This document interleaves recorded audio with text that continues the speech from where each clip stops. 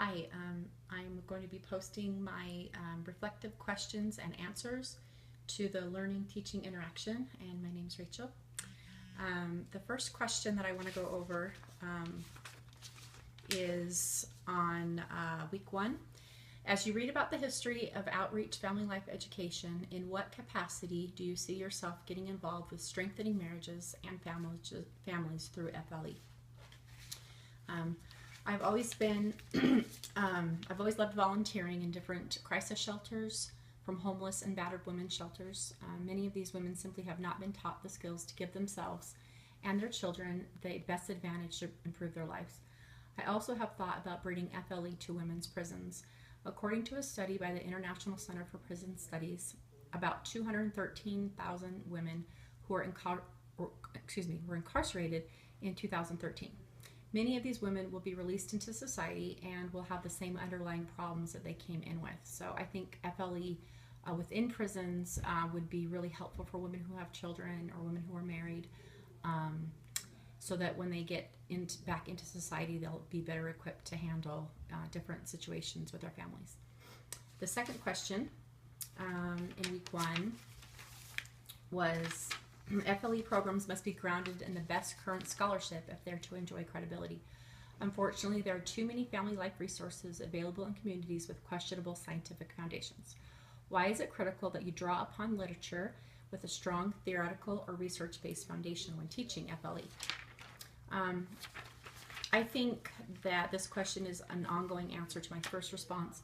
Not everyone feels comfortable in situations that they are unfamiliar with. I have felt drawn to associate and help those in the community that have been in really bad places, and I have spent time in facilities where some feel too uncomfortable to be, and know working with the indigent is not for everyone. It is easy to judge, and in order to help people that find themselves in homeless shelters, etc., you need to set boundaries, but you also need to have unconditional love. Let's see here. Oh, okay, I'm really sorry, but that wasn't number 3. That was number 2. So I thought that sounded confusing. Anyway, that was actually about,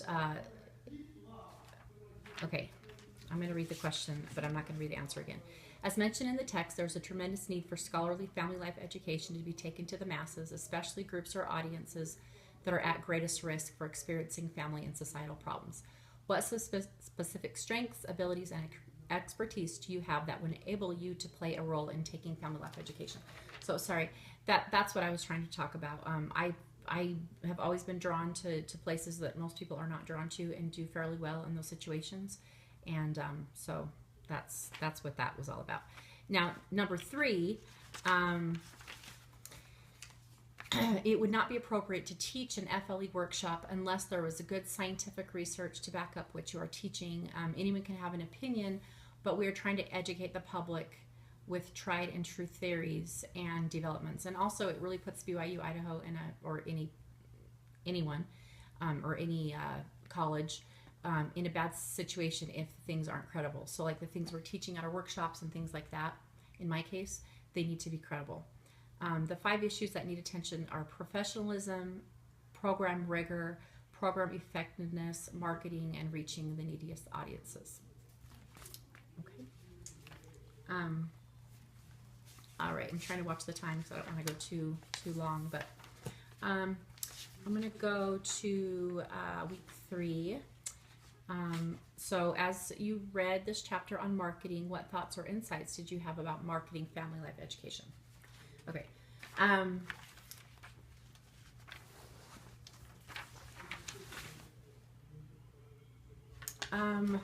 Okay.